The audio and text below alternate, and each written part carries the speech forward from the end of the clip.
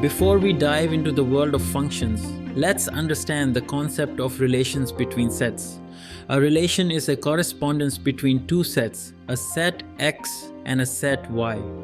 In a relation, each element from set X corresponds to at least one element in set Y. The input set X is also known as the domain of the relation, and the output set Y is known as the range of the relation.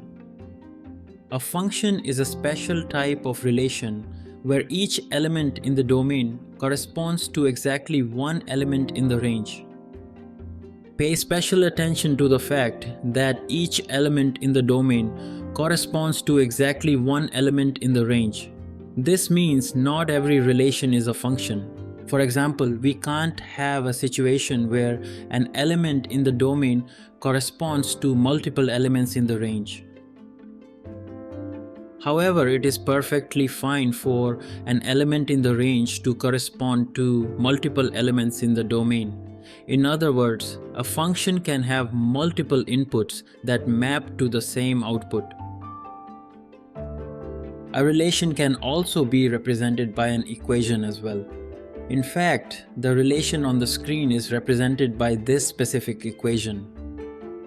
When an equation represents a function, it can be written like this, where f of x is called the function notation and x represent the domain value.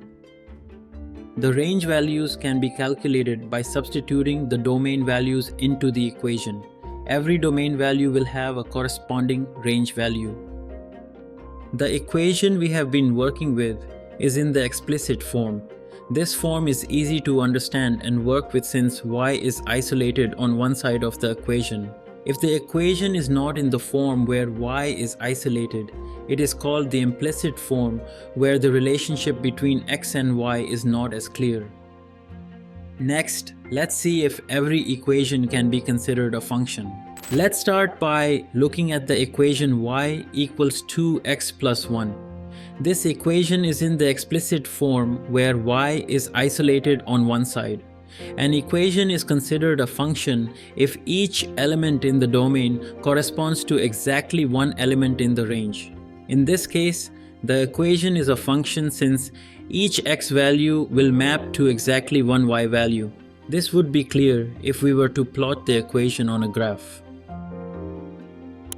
If we draw a point on the line and move it along the line, we will see that every position it takes will have a unique y value. This is a clear indication that the equation is a function. Now let's look at the equation of a circle with a radius of 1. This equation is in the implicit form where y is not isolated. Let's also plot this equation on a graph to see if it is a function.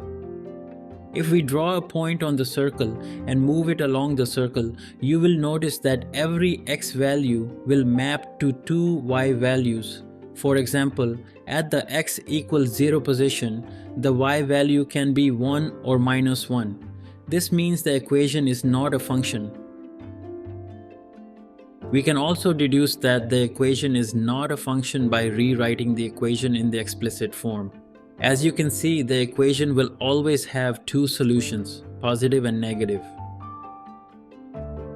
Next, let's see how to determine the domain of a function by looking at some example equations. Consider this equation f of x equals x squared plus 1. The domain of a function is the set of all possible input values that the function can accept. Basically, if you can plug in a value into the function and get a valid output, then that value is in the domain of the function. For this equation, the domain is all real numbers since you can plug in any real number into the equation and get a valid output. Next, let's look at this equation.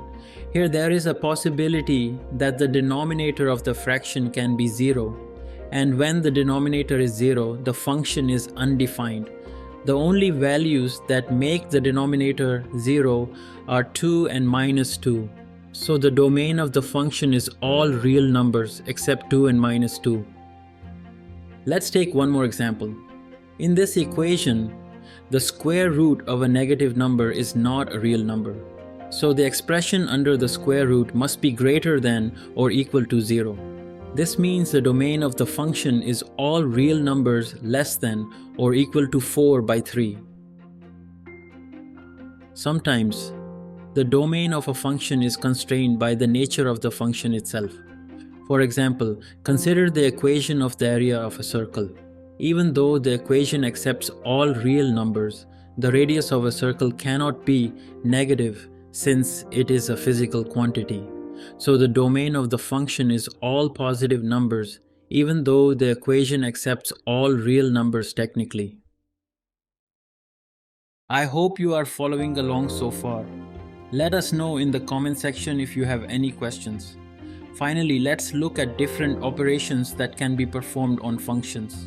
Just like numbers, functions can also be added, subtracted, multiplied, and divided. The sum of two functions is a new function that is obtained by adding the values of the two functions at each point. The domain of the sum of two functions is the intersection of the domains of the two functions.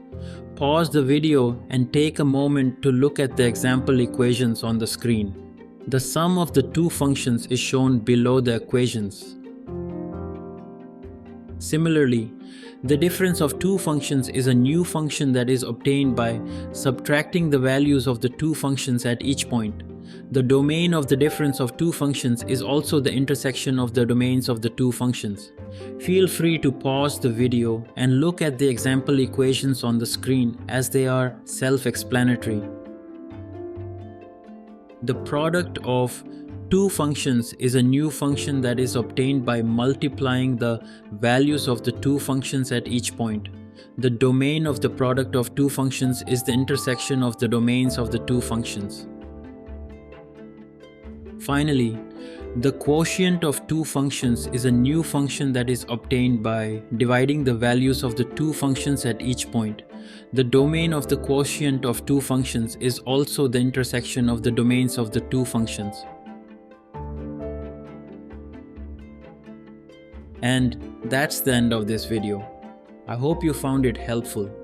If you found this video helpful, please like and subscribe to our channel. In the next video, we will look at different types of functions and their properties. Thanks for watching.